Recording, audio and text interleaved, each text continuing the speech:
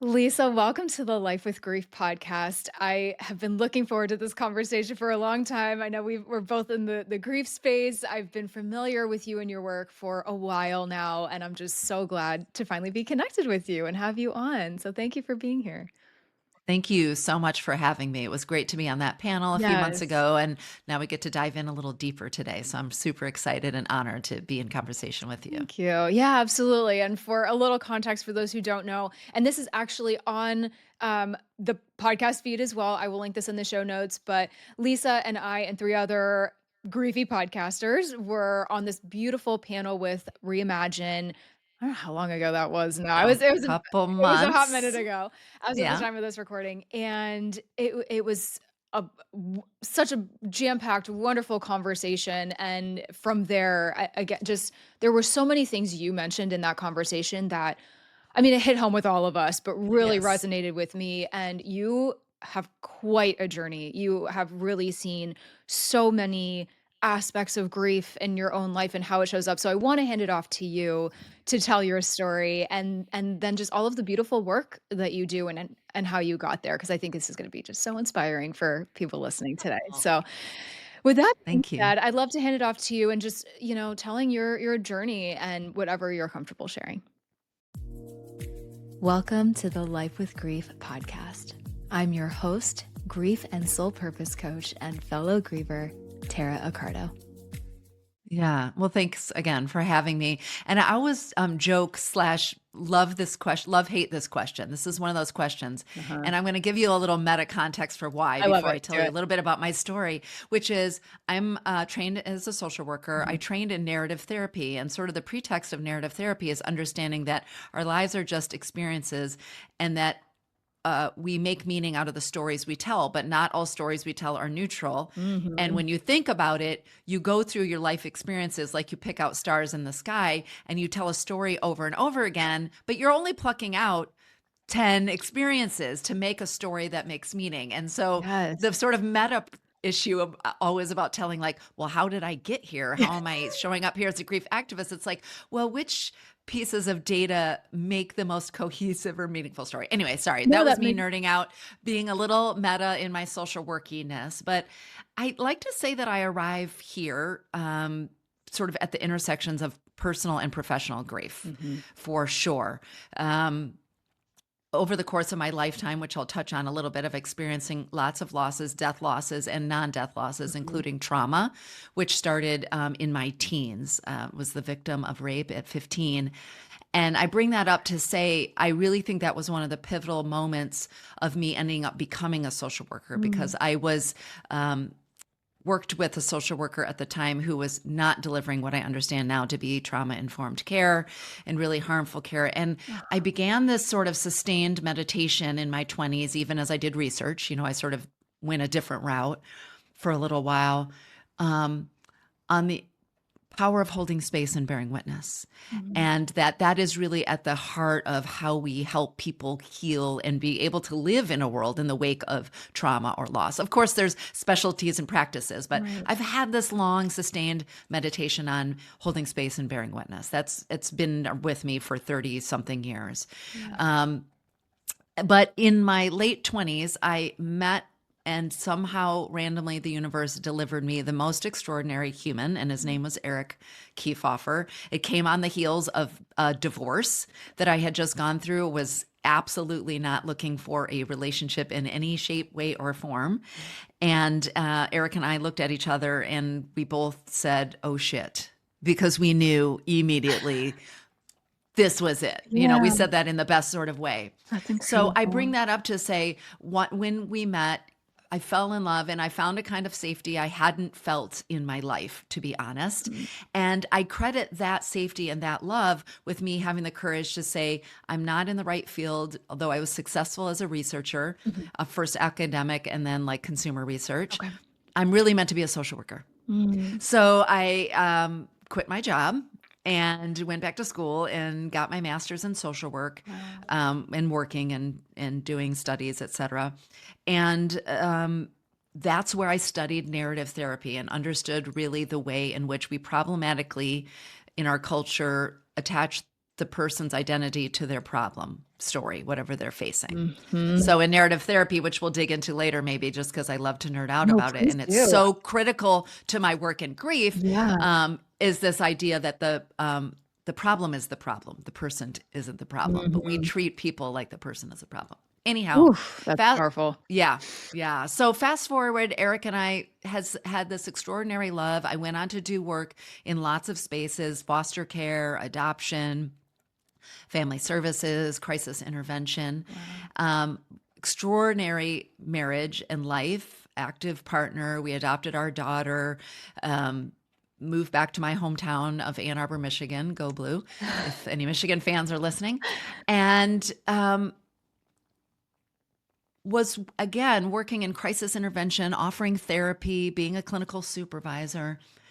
And all of a sudden in 2010, my previously warm, generous, kind, loving, carry a spider out of the house husband, you know what I mean? Like Yeah. did more than 50% of the chores, like, That's amazing. he was that kind of a guy. Oh. All of a sudden started to become unrecognizable. Paranoia and mood Oh, swings, I got dif- chills. Oh my god. difficulty, and this progressed over time. So I'm sort of truncating it all. Sure.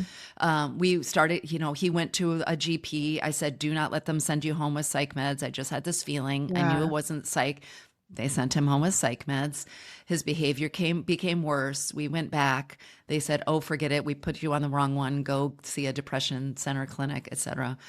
Now, meanwhile, mind you, I'm a clinical director. I'm a therapist. I'm working with people all the time who have depression, who are diagnosed with. I don't like to identify people by their labels. Yeah. Diagnosed with depression, bipolar, etc. Okay. But I say this to say I've been thinking recently that I lost Eric about a year before I lost Eric. Mhm. And I think it took me many years into my grieving process for me to really start to grapple with that. Yeah. So it got to the point where this extraordinary man, in the middle of a episode of what turned out later to be a grapefruit-sized brain tumor and cancer, Oh god. threatened me to bash my head in with a shovel in the middle of a snowstorm. Oh my I found myself making safety plans for myself and my daughter. I was the day that he called me from the ER saying that they finally, after more than 1 year, after 5 physicians, intensive, me coming with lists of all the behavioral changes, and that this could it possibly be early onset Alzheimer's, because I'd been working with a lot of patients who were experiencing that or their partners were experiencing that. Never ran a single test. A year later, they ran yeah, I know. And people like, you have to advocate for yourself. People, we were advocating up, right, down, Yeah. sideways. Yeah.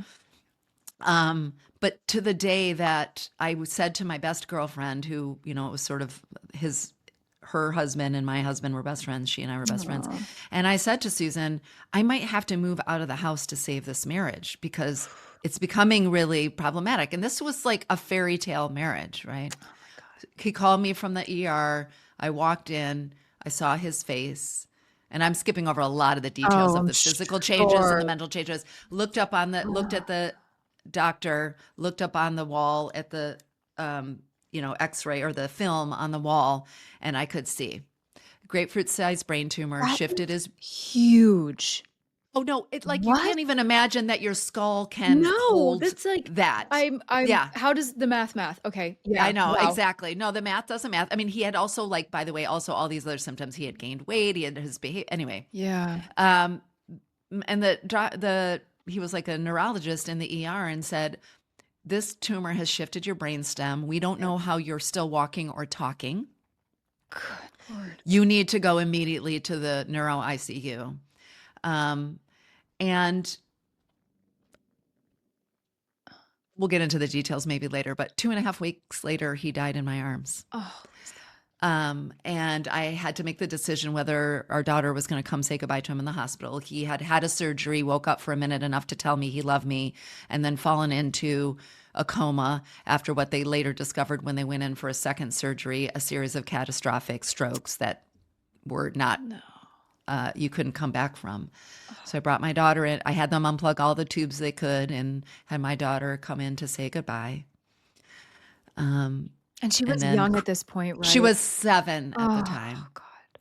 and had already experienced profound loss, by the way, because she was an adoptee and all of the things that she had experienced already. Right. And I crawled into bed with him after everybody came to say Mm. goodbye, and also some stupid things, which maybe we'll talk about, Mhm. including the friend of his who said, "Don't worry, Lisa, he'll be in a better place soon." Oh, And I still to this day cannot believe I did not punch that man in the yep. face, but I But didn't you're a nice person that has because bedside I manner. guess I was in shock Oh, probably yeah. Yeah, yeah, anyway. yeah. How do you even Um, yeah, I and talk so to I him? laid there, and if anybody listening has been there with your person when they're dying, I just Yeah. crawled into his hospital bed with him around 9 p.m.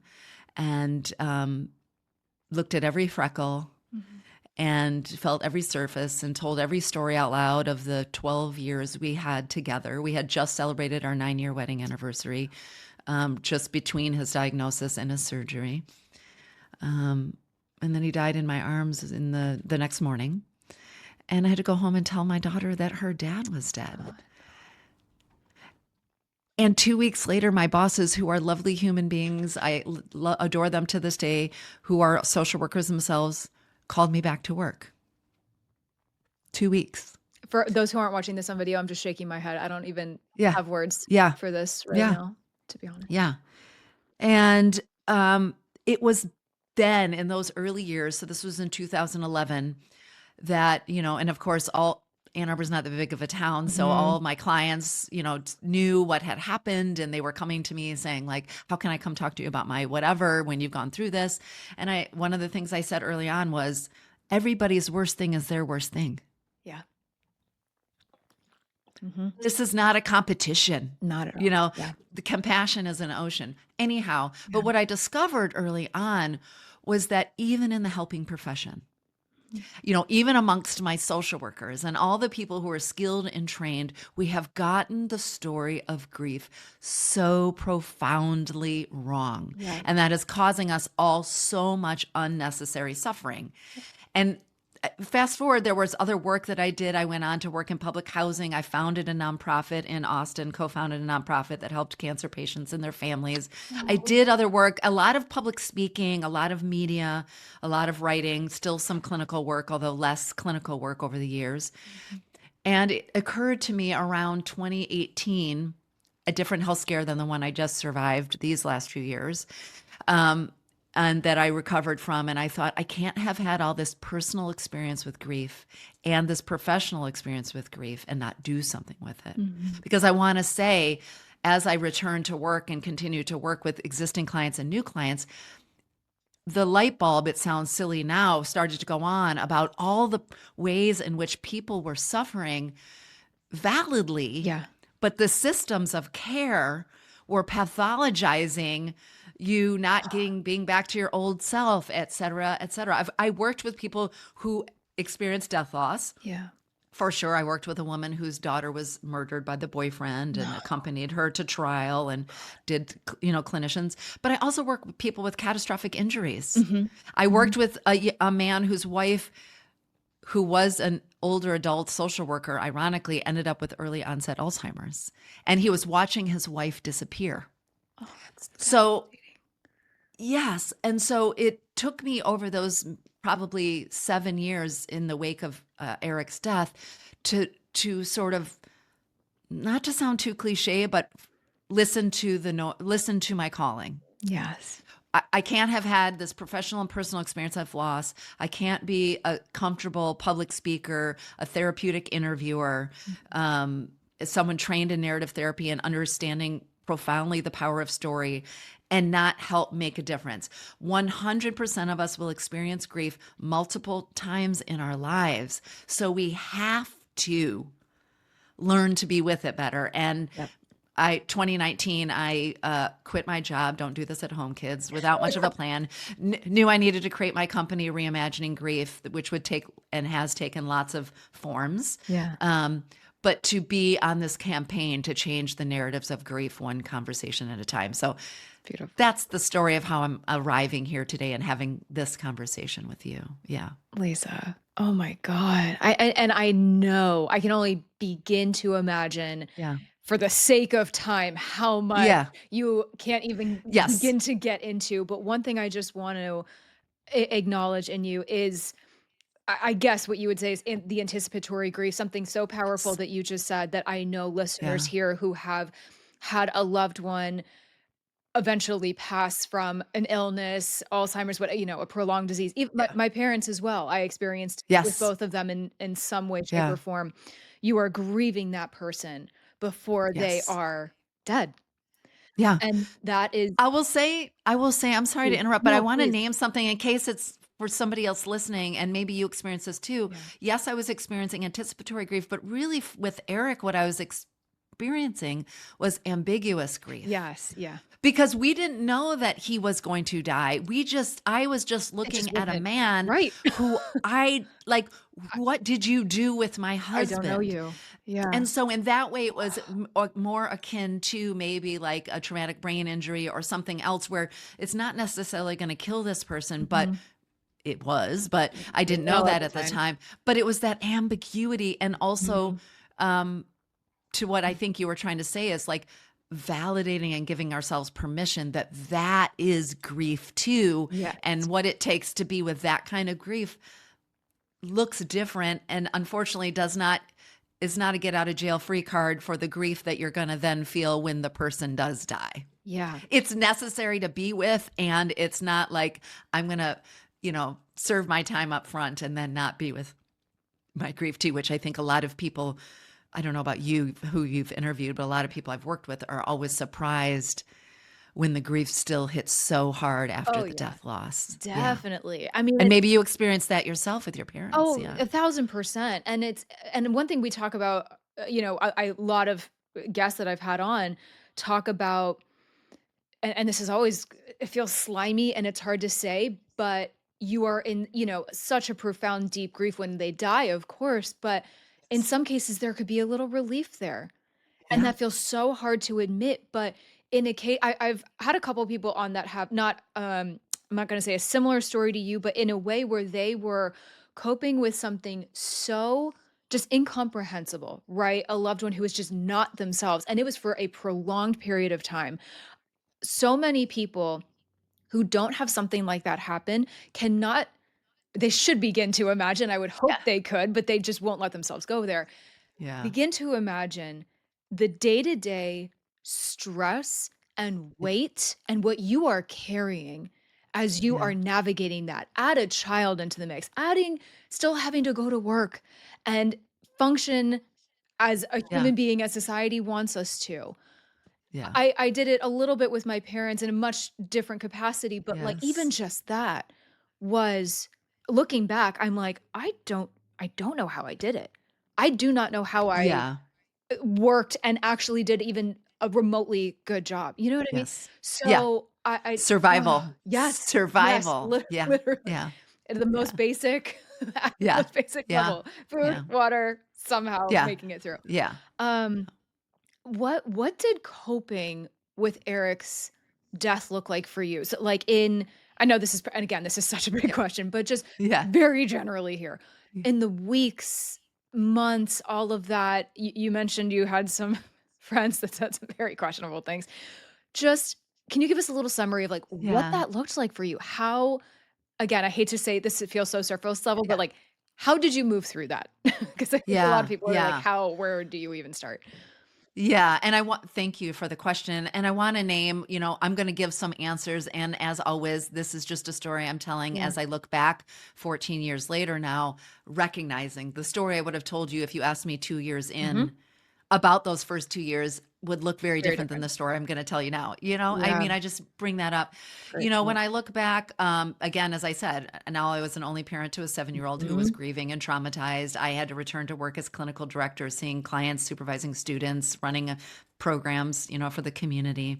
Um, my early coping strategies, and I don't judge that version of myself. I Mhm. look back on grieving Lisa with deep compassion and tenderness, Yes. was what a lot of people do. Again, I'm going to use a label unhealthy, but I just say this is our coping strategy, which was be really busy. Yeah. That was my, Distraction. which is a distraction, which is an avoidance, and is also culturally sanctioned. Mhm. which is again back to what I'm always helping us think about grief in the context of culture. Yes. And the reason we struggle so much is because capitalism, productivity, individualism, pull ourselves up by our bootstraps, Mm. all encourage some coping strategies that aren't particularly helpful to move forward with grief. Yep. It's more about numbing and avoiding our grief, which, by the way, grief will always come collect, you know, I'm stopping. I'm like, it was yes. all will come collect. I saw Yes. Elizabeth Gilbert speak last night, Oh, and she love said her. something like, "You will always have to pay the bill," Yeah. Oh, sure. Um, so I think there were some things that when I look back at that version of Lisa that was doing well. As I said, I had to go back to work. It was the end of summer, so I had to put my daughter back into school, second grade, third grade. I'm blanking now, but Yeah. young. Um, I did have a cohort of, we were 8 couples that were friends, and then we were what I called 7 couples and Lisa. That was what I named our group, which is really how it felt, Yeah, sure. but though they were lovely. Yeah. They were lovely. They did the things that friends do. They brought meals. They signed me up on a take Lisa out to dinner Saturday night list, which was so thoughtful of them, but Oh, also just so crushing because we would just get to restaurants and then I would bawl it and then makes it feel worse, guys. horrible. I mean, but anyhow, Oh. I went back to work full time. I was in therapy because I had been in therapy. I had tried to get us in a couple therapy when things were all going Mhm. awry. I ended up staying and working with that woman a little bit in my grief. I took my daughter to a grief support group for kids, and they had like an adult, session that happened Mhm. while that was happening. I didn't find the groups particularly helpful. That was not my jam. Yeah. Not to diss groups, but for me, that wasn't helpful. But I think a couple things happened. It was really an evolving story in terms of, I think there were things that I was doing, quote unquote, well, Mhm. meaning I was moving my body a lot. I was being with community. Mhm. I was seeing a therapist. Of course, I had work that was very meaningful, which does help. So I'm not Yes. saying working is bad or good. I don't really trade in labels like that. Yeah. I just think that I also recognize the ways in which it was an escape. I also had to sell my house and move within town because now all of a sudden I couldn't really manage, Mhm. a house on my own. I ended up leaving my clinical director job for a more flexible job in public housing so that I could pick my daughter up from school and do Yeah. the things that I couldn't do now as an only parent. Um, but I think when I look back, there was a lot of unprocessed trauma Mhm. from the shovel incident, some other incidents, even watching Eric die that I didn't deal with till later. Mhm. I also want to name that in those interim years, our good family friend and good friend Joe, who was friends with Eric too, began to succumb to his muscular dystrophy Oh. diagnosis. And I was with him at his bedside when he died, holding on to him about 3 years after Erica died. So there was some compounding loss there, though there was Mhm. a really beautiful healing moment actually right before his death that I'm happy to share about. But I recognized over the years there was a lot of busyness. There was a lot of like social, I had such a love. I was trying to figure out how to date, but be a parent of a young child. I look back now on some really unfortunate habits that I had of like really getting into limerence and becoming sort of like desperately wanting a Mm. love again and not making Yeah. some good choices. Of course, I look back now. Mhm. Um, I think it was when I really started to deal with some of the trauma Yeah. and go through EMDR and some of Mm. the other work that I started to recognize. Again, it's not either or, Yeah. but I think I see that as a turning point.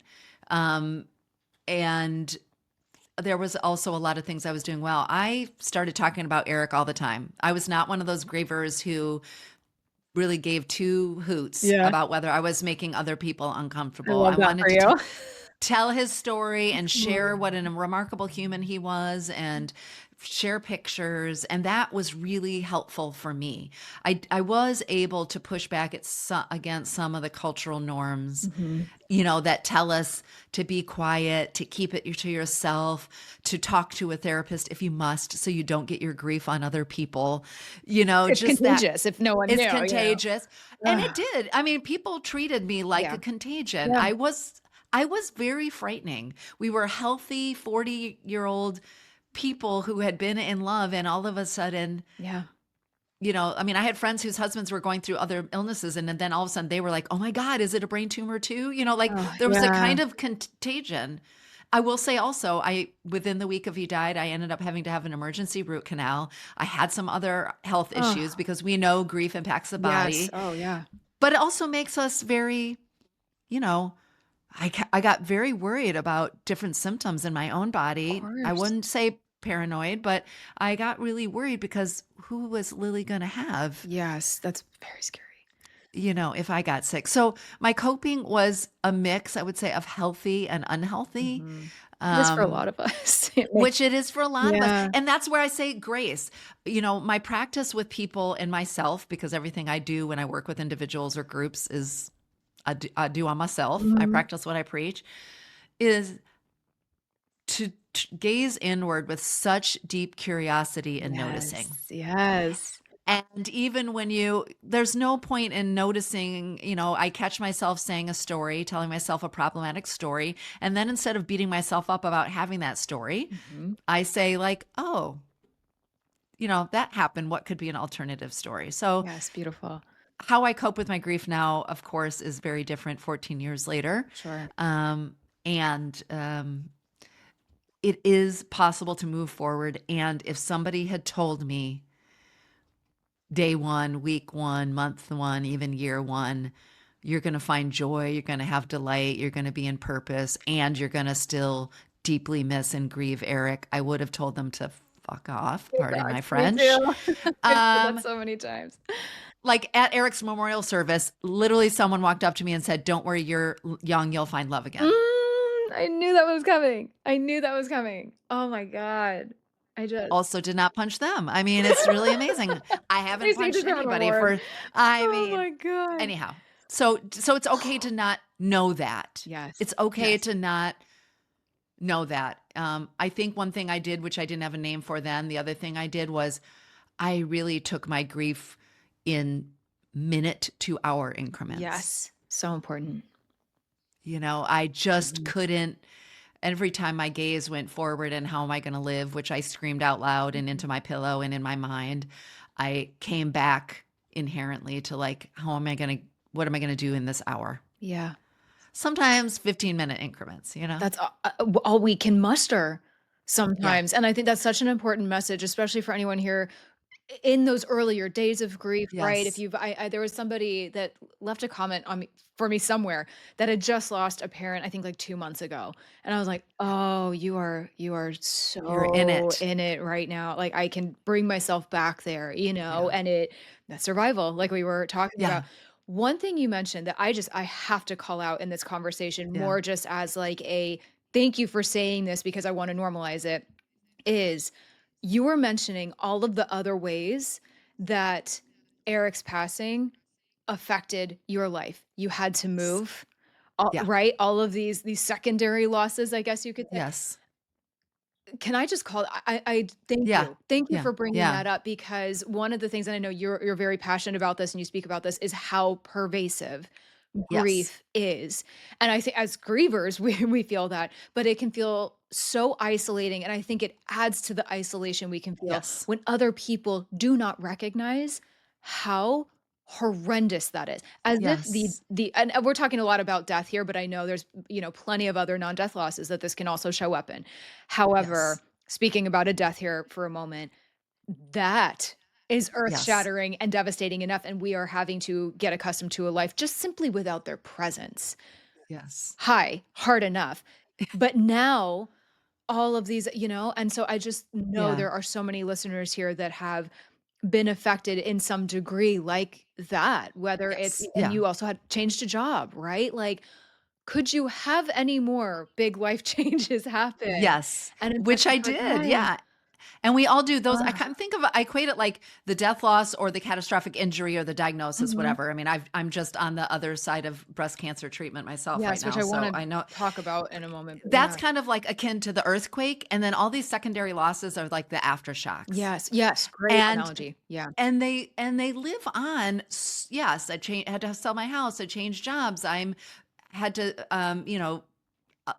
hire babysitters for my daughter as just like a natural part of my life, which had a financial cost. Yes. I had to change jobs to get a different kind of insurance, like all the things, but it still shows up. I mean, remember like passing out on the floor, in the midst of a chemo episode, recently over the last few years. And it was like, no, I'm alone. I live alone and nobody's here. And why do I live alone? Because my husband died. Like Oh, the ripple effects still yeah. come on to this day Mhm. in really profound ways. In the more heartbreaking, but even the mundane, like Yeah. I got to figure out, like my tax paperwork and how he's the person I would talk to about that, like all the adulting Yes. and the parenting decisions that I've made over the last 14 years for my daughter have been alone. So Mhm. I think it's one of the many explanations for why, if it's a profound loss, you carry grief with you for the rest of your life. Mhm. And I don't mean to scare again those early Yeah. grievers you were just calling out, who are, by the way, having this beautiful thing that our bodies, minds do, which is shock. Yep. Thank you, bodies, Mhm. for shock. There's no way we could process it all. Correct. And we are not carrying our grief year 14 the way we carried it month 4. Sure. It looks and feels different, but those secondary losses are still showing up to this day, and they will, as I move towards someday, maybe if I can afford it, retirement, Mhm. or, my older years. Like every experience that I have now is shaped by both Eric's love. I don't want to diminish that. And the Mhm. fact that I know I got to experience what it feels like to love and be loved Mhm. in a profound way I never thought was possible after surviving what I had survived, and by his loss too, by Yeah. his death. There's that both Bo- and, yeah. the both and It's they're so both true. important. Yeah, Yeah. that duality. It's so recognizing that. So thank you. Thank you for naming that. And I think for a lot of grievers who maybe aren't even in like the first few months, but just in general, or who are learning more about grief, right? And just how to navigate it, that is such an important standard to set and thing to call out. And it's Yes. Yeah. and I love that too, because I think it helps take some of the pressure off and like, Yes. oh, this makes sense. It just it crap for me, once I started Yes. realizing that and carrying that duality, I had so much more grace and compassion for myself and the process and what was unfolding and happening and still continuing to happen. And I was just like, oh, like I began to get it a little Yes. bit. And grief is the relationship. If it's a death loss, grief is the relationship we have with our person. Yeah. So Yeah. why on earth would you want it to go away? Yeah. Yeah. So Like important. I cherish my grief in a way because I get to cherish Eric as a Mhm. result of that. So Yeah. again, if you're listening early, you're like, Lisa, you are You're just full like, of ugh. it. That's okay. Because I know we're all just wanting to get the grief away because Yeah. it is painful. It Mhm. can, especially early on, can feel extraordinarily painful. And we live in a culture that hasn't taught us how to be with our And how pain to hold that. Yeah. and to hold that. Grief is not to be, moved on from. It's to be witnessed. Yep. It's to be metabolized or be carried. And so I get the instinct of wanting to think about, when am I going to get to the day when I'm not grieving, Yeah. as if it's in a past Like, tense, but good luck. it's yeah. I don't remember how you conjugate verbs. I don't remember which tense it is, but it's an ongoing active, Yes. Yeah, it's a verb. In a experience. It's way, a like, verb. yeah, Yeah. it's Yeah. yeah, no, it totally is, and the metabolization, I don't know the Yes. word, Yeah. the metabolizing of it. No, it's so true, and I don't think a lot of people recognize grief as No. that, like, most of society does not, and certainly not a lot of employers, et cetera, Yes. it's just Yeah. or it's like they try to, or they think they are, or they're just like, "Oh, yeah, we're being empathetic," but also come back to work in 2 weeks, which, you Yes. know. Yeah. Yeah. Which, by the way, wasn't even paid that whole time. But, anyways, that's for another day. Grief is the reason I speak out so much about this. And we're not going to get into politics, but the reason I say even grief is political, Yeah, because it oh, it is, yeah. is that grief, meaning how grief is inherently held, processed, and metabolized by humans since humans were on earth. And by the way, we know some mammal communities experience and express grief too. Yeah. Tahlequah the whale, you might have heard that story. But this, how we grieve, meaning how we're meant to grieve inherently, naturally, is so counter everything capitalism, modernity, productivity. And so, of course, we all don't know, and we question ourselves and we wonder what's wrong with me, because everything from laws and policies and systems, movie portrayals, what is and isn't shown and identified as grief, what we laud and celebrate, the destination, not the journey. Yes. Right? We Yes. celebrate simplicity over complexity. We stoicism versus vulnerability. Mhm. So of course we think there's something wrong with Yeah. us, because everything around us Messaging. culturally at this time, implicit and explicit, Yes. Yes. most dangerously in a way Oh, implicitly, yeah. is telling us, what's wrong Like with you? something You just need to opposite feel of what better. yeah.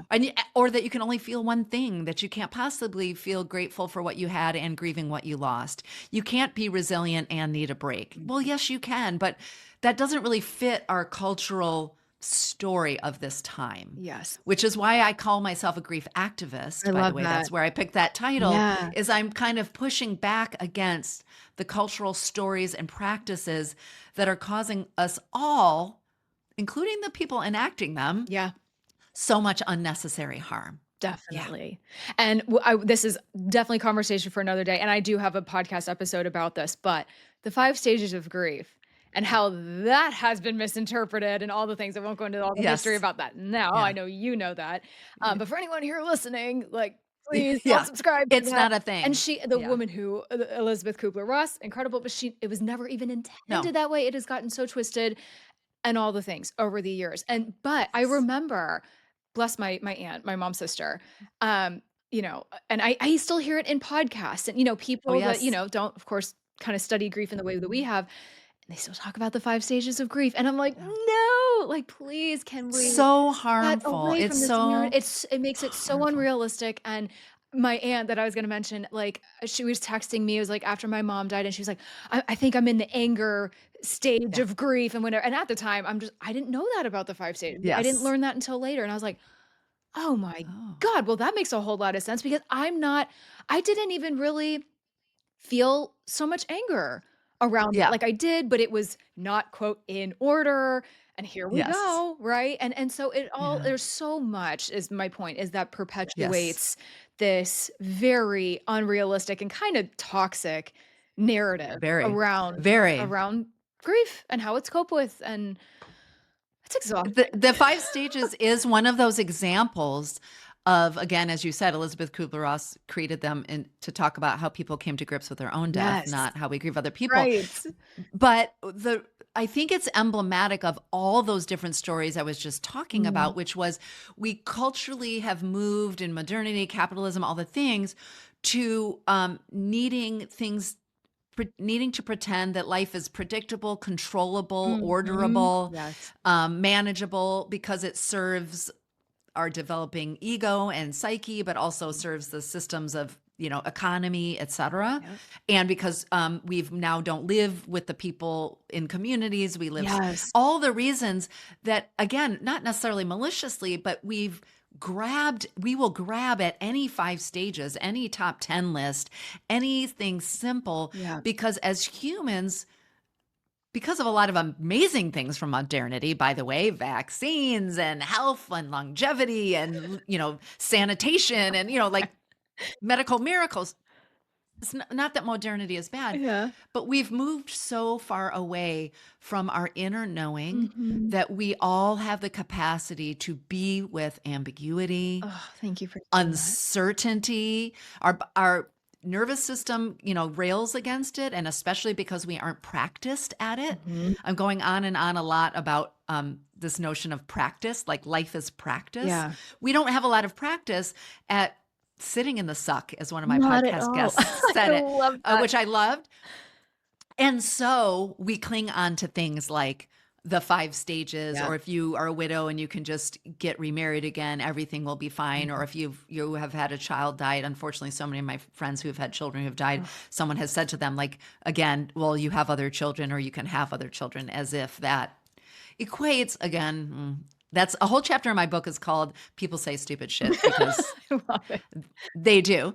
But we cling to that because we're all collectively unpracticed Yes. at being with the hard. Mhm. When I say my sustained meditation is creating a world in which we are capable of holding space and bearing witness for others, the first thing that each of us has to do is learn how to hold space and bear witness, to receive holding space and bearing witness Mhm. to our own pain, and to teach ourselves in doing that, we are capable of moving through ambiguity. Yes. We are capable of moving through pain. We are capable of moving through uncertainty. Mhm. And that's how you get to what we coin resilience, which I have a mixed relationship with the term, because I think, again, we overuse it as um, like a little gold star. Mhm. We don't want to see the messy. We just want to celebrate the resilient. But resilient people also need a break, Yes. you know? Yeah. But, anyways, all of that to say is because we don't have that practice, we scramble with all of these unhelpful coping strategies, or we latch on to these concepts and twist them Yeah. Yes. to try to make order where there isn't. Francis Weller, I've been, of course, many people know him, and I've been reading his work for years, and I'm currently taking his grief ritual leadership training course. And he said the other day, we often talk about grief as wild or messy. I'm sure you've said Yes. those words too. But he said something the other day, which I just really latched onto. He's like, grief is feral. Ooh, I love that And word. I really thought that was Oh, really true. And so what if we accepted that as true? Then how would we show up for ourselves and one another? yeah.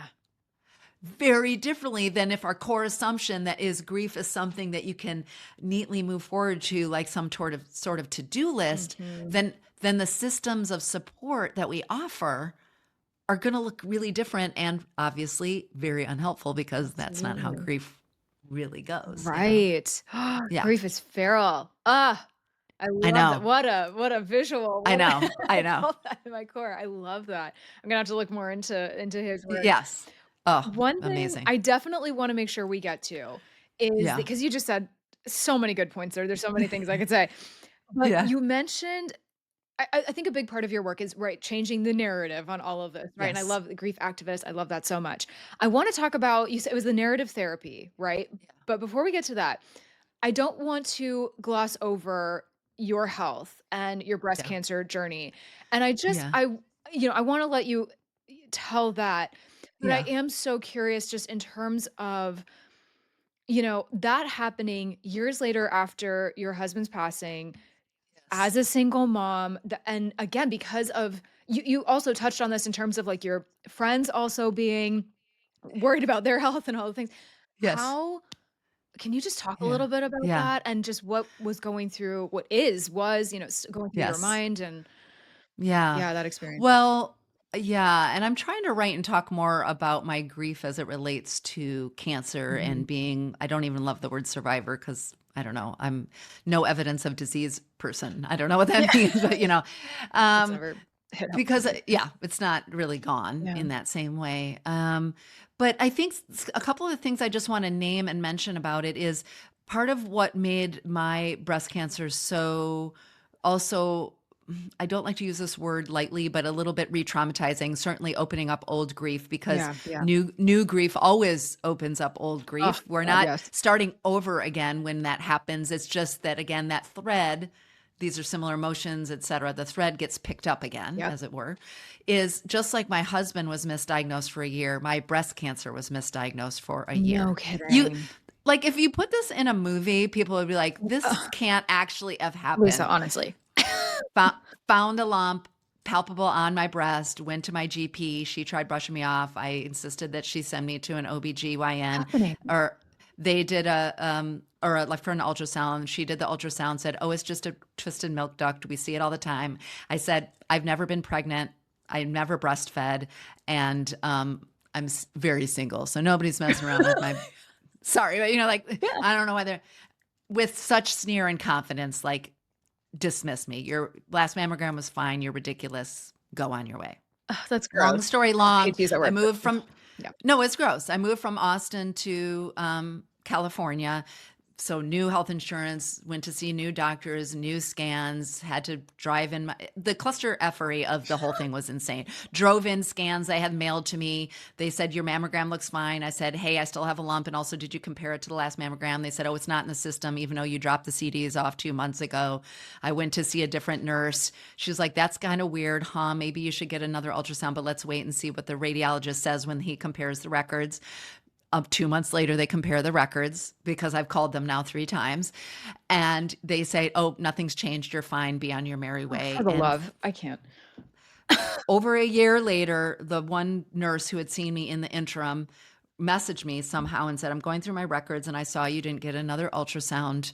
I think, and I said, well, you told me if the doctors say, okay, okay. And I'm sorry, I'm making this a longer story than No, please, necessary. But it's anyhow, she important. said, yeah, I think you should. Yeah, by the way, if you have lumpy or dense breast tissues, insist on a 3D I mammogram. Just do. sorry. I just That's found my that out, PSA for today. actually. Do not go Yes. for a regular Women mammogram. listening, absolutely. Yeah. Um, Yeah, yeah. went Would. for another ultrasound. That doctor, better but still incompetent, said, this is definitely not a twisted milk duct, but it's so close to the surface. I think you should go see a dermatologist. I can't tell a dermatologist what to do, but you should insist that they give you a biopsy. You can't even make this This stuff is up. It's like, wild. Oh it's my, so wild. Anyway, what a I go to true this poor story. guy, walk into his office with a lump on my breast, and he's like, why is a lady with a lump on her breast in my office? I'm like, you and me both, That's my mister, but question. I'm not leaving here until I get a biopsy. You know, triple positive breast cancer, Oh my God. which is a very aggressive form of breast cancer. Yeah. Thankfully, weirdly, somehow very early stage, but treatable, but also aggressive, the HR tumor. Anyhow, but what I'll say about the grief piece related to that and also sort of the revisiting of trauma was there was this revisiting again all over again about my advocacy. Yes. I can't trust the very system to help That me. was going through my mind as you were A talking. real safety, like almost attachment safety, real trauma. By the way, this was on the heels of me. I want to protect people's anonymities, helping a family member who was deeply suicidal stay alive. Like I had just gotten them stable over a year of like literally giving up my life to kind of get them stable. And then I got this diagnosis. While, by the way, 10 days before my book was due to my publisher, the manuscript, and a month before I went to take the TEDx stage. It was like Oh my God. the weirdest cluster effery. But surgery, chemotherapy, immunotherapy, and radiation, 12 straight weeks of chemotherapy. It was lost all my hair, steroid Lisa, face, the no. whole thing. So much profound grief of who am I? Mhm. My brain went, you think grief brain is bad. Try chemo brain. It is wicked. Yeah. Both of my parents. My sense of identity of just my visual, because I'm a public person too. So I'm on Mhm, screen mhm. bald and swollen and I had sores all, it was just Mm. but also just, and am I a woman now? And I only have half a breast on this side because they Yeah. chopped this half off. And then the sort of old stuff, and then the kind of hypervigilance that comes up around every ache and pain. I had a scare this summer. I had to go back and have a PET scan. They were worried about metastasis. Mhm. Knock on wood, it's fine. But I will say that I really had to work all the grief skills that I talk with other people about, starting close in, allowing for the both and of my feelings, asking for and receiving help, which I Yes. did, Yeah. seeking aliveness and joy, Mm. all of the lessons that I've learned, both personally but also professionally, and worked with people, I've been enacting and then some. Yeah. Today I'm a survivor, Yeah. I guess is what I call myself. Mhm. And I live between scans Yeah. as people who've experienced cancer do. I'm very present to my life. I really work hard to be present in joy. And there's still deep grief Yes. over the version of myself that I was in this before. I've had a lot of before and afters. Sounds like And it. this is my most recent before and after. So I'm working I'm not, I sound like I'm in a 12-step program, but I'm working my program, meaning I'm working everything that I've learned Literally. to be here. Anyway, I'm sorry. Yeah. That was a bit longer of a No, oh my conversation, god, but I'm so grateful for it, and ultimately that it led to this part of the yeah. conversation around thank Yes. you for bringing up the joy Yes. and the Yeah. vibrancy, and you are so present in your life, and not that you have to endure trauma to feel No. that, but, like, oh man, it is magnetized, and I talk about that wait, magnetized? Is that the word I was looking for? Magnified. Magnified. I was like, "That didn't sound right coming out." I mean, magnets, There's you some can make a magnetism in case. there Yeah. for sure. But it's something that I have experienced Yes. myself, and it's something that I am shouting from the rooftops a lot of the time with grievers or people that I guide and coach. It's like and you just mentioned in, like, this sentence that you just said, it's like you mentioned all of that, but then and I can Yeah. still be grieving that, and you're just such a magnificent example of holding both and what it Both and. I mean, yes, this oh, do you have tattoo a is the tattoo? both and. Oh, I Yeah, love this that. tattoo symbolizes the both and. The Oh, there you black band go.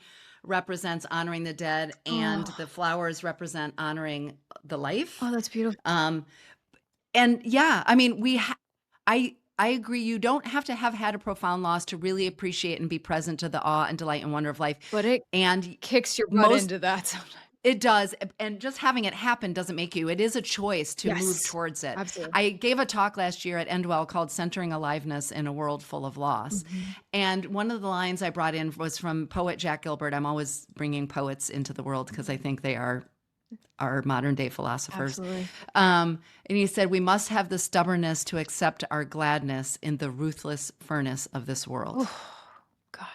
Was a line, a stanza from his poem For the Defense. And I really take that to heart, Mhm. that actually the way we get to hold the weight of our grief and tend to it and be with it only can happen if we put ourselves in the way of beauty and if we seek wonder and joy and delight. Yes. It's the both and. We try to have our emotions a la carte. Yeah. And it doesn't work. We just end up in a kind of flatline culture. Yeah, yeah. And so I have over the years and continue to practice working with reaching for both. Mhm. You know, when Yeah. I'm really in the depths of my grief and I'm really feeling laid low by it, I realize this is a time for me to center, random acts of kindness or other sources of awe, as Dacher Keltner reminds Mhm. us. If I'm really being in my bubble of all awe, I kind of check in with myself. What am I not paying attention to Yeah. in the hard parts? It's a dance, is one way I think Yes, about I it. love I Yeah, as you were talking, I was like, "Oh, yeah. the flow," right? Like, Yeah, yeah, oh, and it is a daily thing, and as we are yes, really navigating grief, I think especially in those first years, but that's not exclusive to that, it never really ends, like, that is especially poignant and true and hits home, and it's, definitely I won't even go into, like, my whole journey yeah, with that, but it's led me to where I am right now, yes, is the curiosity. It's the yes, leaning into it, the not numbing, right? And, yes. sure, I've numbed occasionally, I'm like but We're human, you yeah, can't. we Yeah. can't, like, be in our grief 24/7, right? So, again, Yes. what you mentioned earlier about, like, the healthy and the unhealthy coping mechanisms, like, oh, girl, that hit home for me. Yes. But, b duality, it's just the theme of this conversation today. Yes. It really is that it just hits home for me. So if anybody here listening takes nothing away from this conversation today, Yes. please Yeah. let it be that. And as we start to wrap up, I want to Yeah. talk about your book. You've mentioned your book a Yeah. couple times. So Grief is Yeah. a Sneaky Bitch, which hi, love that title so much. And then your podcast is also called Grief is a Yes. Sneaky Bitch too, right? Yeah. Yes. So talk to me a little bit about the book first of all, because Yeah. and I love one of the chapters that you mentioned as well. So where Yeah. I imagine that was very much birthed from your Yes. personal and professional grief, but yeah, just talk to us a little bit about that Yeah. really quick. I'd be happy to really quickly. And also the book is very steeped in my approach to narrative. So I know we didn't get to Oh really that yeah, narrative yeah. But question, but really this idea is we don't we have experiences and then the stories we tell ourselves with sometimes is our inner narrator yes, who sometimes is a real jerk. I often ask my sneaky bitch, clients to maybe. say she's a sneaky bit. I say, would you talk to your best friend with that mouth? And usually the answer is no.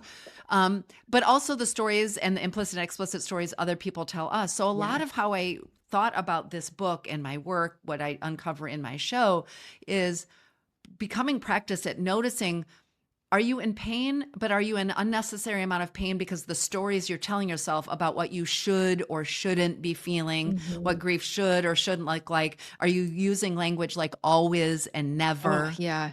and but instead of and? Mhm. So there's a lot of narrative weaved in throughout the book. The book structure itself, of course, came from the personal and professional work that I've done over these last 20 something years, too, as a social worker. It's written, of course, from my voice, which is as somebody who's a social worker and somebody who's a widow, Mhm.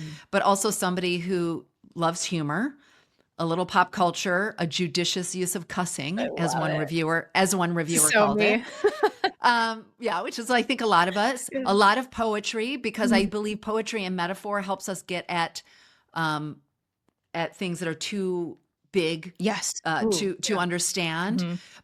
But also, I wrote it in very short chapters with mini subheadings in it. It can be read straight through, but it can also be read in little bits and pieces, read and I reread, love that. because grief brain is real. I'm a Digestible, it needs to voracious, be. and it's a lot to Yeah. digest, and sometimes we're not ready for things. I'm a voracious reader. I couldn't read a book for the entire first year after Eric died. Mm, My brain just couldn't handle the stillness, the slowness, the comprehension. I just couldn't do it. So I totally. wrote this book in these ways that were dosable.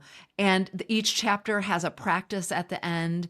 I'm spending a lot of time doing kind of a both and of debunking some of the most harmful myths about grief that might be getting you stuck Yeah.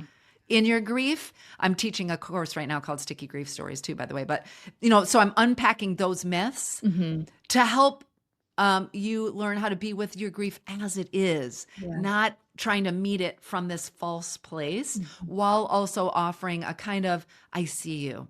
Yeah. I sign off my podcast these last 6 seasons. I see you, I hear you, and I'm holding you in my heart. Mm.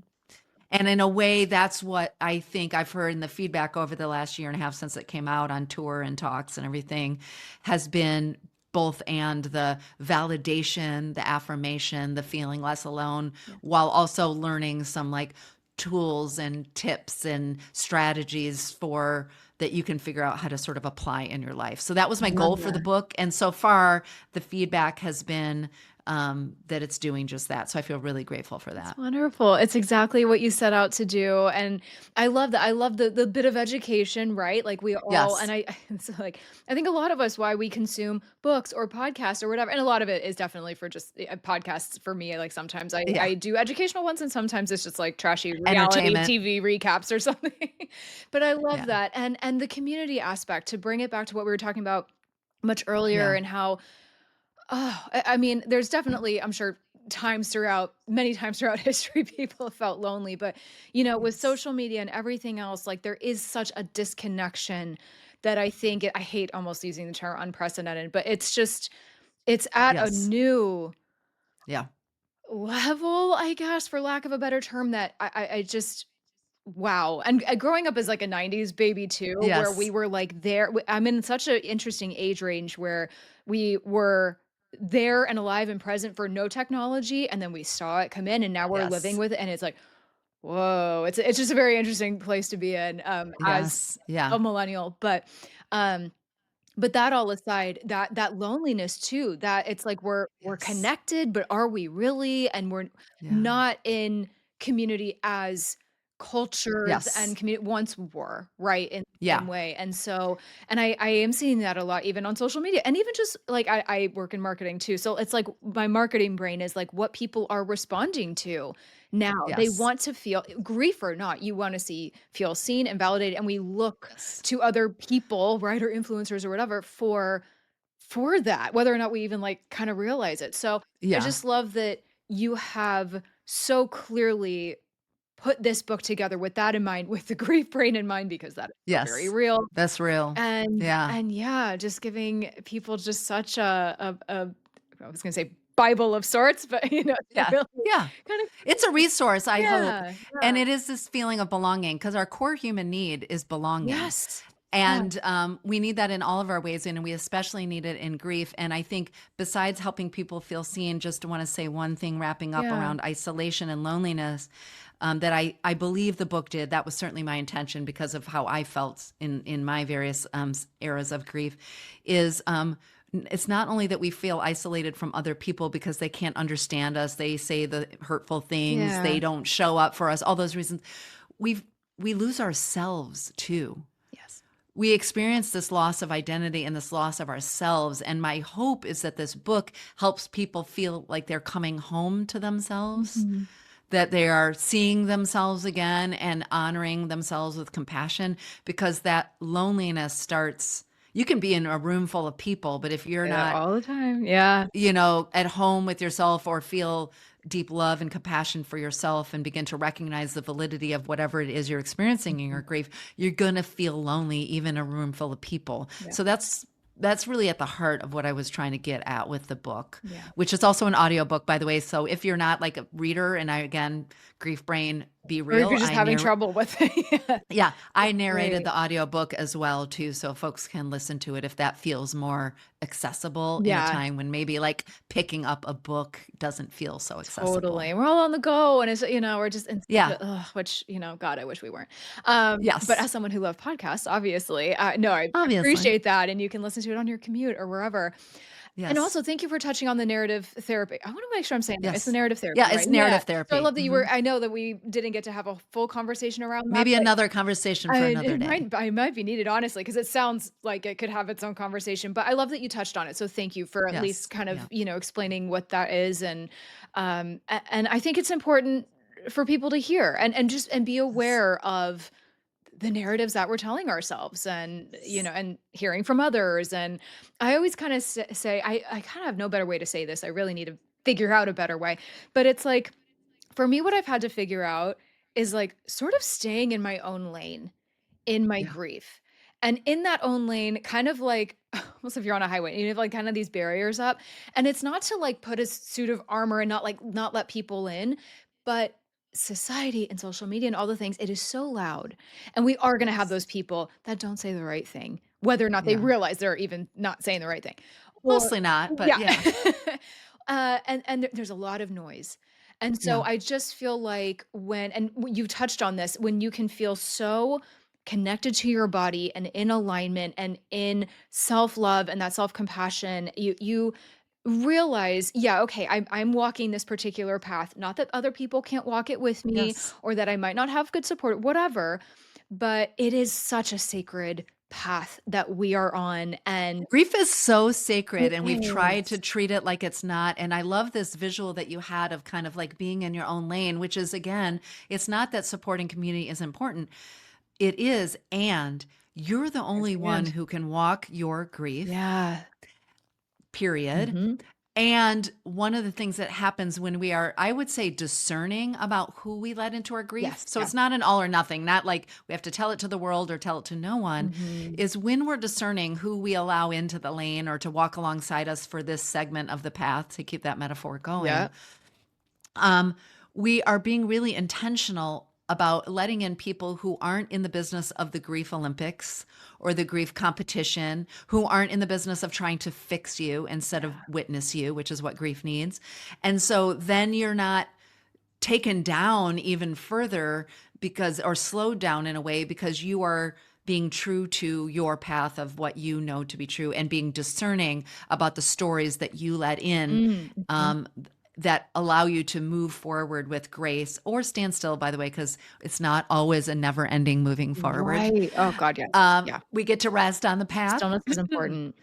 Right. And I think if we can be in that path without the noise of conformity or feeling judged or fixing, we're going to be able to carry, to bear the weight. I think about Dr. Yes. Joe Cacciatore, Yeah. talks about bearing the unbearable. We're going to be able, as we walk that path, to build the musculature it takes to carry the weight of grief, and to Mm, do that without, the unnecessary noise, I would I say, love or that. attention or competition, I think is really what serves each of us. And it'll look Yes, a little different. Each of our path will look a of little course. different. But I think we get to give ourselves permission to take that path. Yes. Oh, snaps. Yes. One very last thing I have to ask you Yes. because when I saw that you were hosting this, I was like, at my travel enthusiast in me, I have to hear more about Oh, this. Your grief tending retreat in Peru. Can you just please touch on that? I am so curious to hear it. Peru is on my list. Machu Picchu is on my list. My husband and I talked please about come. oh, if Please I come. can, I will. It Please sounds come. incredible, but please, can you just, like, Yes. just please tell me about it? Yeah, this just came since I started doing grief work, divine interventions, Oh, connections, yeah. relationships, even like this one have just shown up in my life, reminding me that I'm sort of walking in my purpose, as it were. Yes. Um, but there's this extraordinary retreat center in the Sacred Valley of Peru. Been Mm. there for 30 years in this family. And the gentleman and his wife that run this wellness retreat offer lots of different things, types of offerings, but very sacred work with indigenous cultures who've been working with them for 30 years. Flower ceremony and sweat lodge and all kinds of things. But it's this really beautiful sacred garden space in the Sacred Valley of Peru. And he invited me to turn one of their weeks of wellness retreats into a grief tending retreat. So I'm offering a retreat called Nurturing Your Grieving Soul. It'll be a week long. It's April 3rd to the 9th. Wilkatika is the name of the place. If people go to lisakefauver.com, they can find out about it. But it is really a place to do what we've been talking about today, which is to be in awe and wonder of the natural world, to be in community, to also practice being in solitude, to make space to metabolize literally in the soil, our soul, and to Mhm. do that kind of soul work. And it's open to people of all kinds of losses, by the way, not just death loss. Mhm. So it could be other kinds of losses, illness or catastrophic or disease or loss of Oh, I dreams, love that. fertility, whatever it is. Yeah. It's really people who are looking to carry what we've been talking about today, Mhm. which is the both and to like be in the space of community and nature and beauty so that we can turn towards tending to the parts of us that need nurturing in our grief. I love that so much. Oh my gosh, it's why I mean, my husband and I literally have a separate podcast called Taste, Toast, Yes, Travel, and we I know. this is where we talk about the and well, we don't talk about grief so much specifically, although I have had some Yes. griefy topics on there because it's through travel and through going to sacred sites, and I have Yes. so many more sacred sites on my list, truly, but, like, Yes. you just are getting in a different environment, one with exponentially more history than we maybe are exposed to here Yeah. in the United States. Um, it unlocks something that is almost difficult for me to put into words. Yes. It is Yes. transformative, it is life-changing, it is perspective changing, and that element of travel and getting out of our comfort zone and all of it is Yes. so cathartic, it is so healing, it is so, again, Yeah. eye-opening. So I And it's a very place much for agree. ritual. Yeah, It's a yes, place of ritual so too. And important. maybe I'm going to come on your travel podcast because I've been to 34, I don't know, 40 I was countries. gonna ask you about I that. Okay, we're I gonna have to chat. travel a lot and also I bring my grief with me. Yeah, Sometimes yeah. literally Eric's ashes, but also Mhm. I bring real intention to the places I'm going, Yes. both my Yeah. own grief, but also honoring the grief of those places and spaces and people too, Yeah. in a way that makes me celebrate Ah, and enjoy and delight in places in travel like you do, I think, in ways that maybe people don't if they're just going to check off the list yeah, of I'm going to speaking this about bringing more place. joy in, right? And Yes. being intentional and Yeah. awe-inspired and all of it. Yes, it's so Yeah. easy to check things off a list, but Yeah. that is no life, like, That is not a life worth truthfully. living for sure. Ah, For I know, sure. I'm like, Yeah. how boring. Yeah. It's like but, oh, that just sounds so magical. So, yes, I will definitely link to that. And that being said, where can people find you? Where can people connect with you if they wanna work with you, learn more, maybe Yeah. attend your retreat, all the things? That'd be amazing. Yeah. So I do work with individuals one-on-one via Zoom, by the way. So I work with people all over the world actually. Amazing. But you can find all the information about me at lisakefauver.com. You can message me, Lisa at lisakefauver.com. I also write daily Not daily. I write weekly on Substack at AFGO with Lisa Kiefhofer, which stands for Another Fucking Growth Opportunity. AFGO with Good. Lisa Kiefhofer on Substack. And yeah, and Lisa Kiefhofer, MSW on the socials. I really try to stay with my website and Substack and Yeah. my podcast. Of course, Grief is a Sneaky Bitch. Wherever you're listening or watching this show, you You can can be get it. listening and watching Grief is a Sneaky Bitch. Amazing. Lisa, thank you so much. I knew this was going to be a rich conversation today, and there's so much to get into, but I think we Yeah. hit on some really incredible, very expansive things. And there's so much that listeners can walk away with, so many things you said today. So thank you so much for your time. I appreciate you. Of Oh, I appreciate you so much. Thanks for having me. I loved it. course. I am sending you a huge thank you for tuning into today's episode, my friend.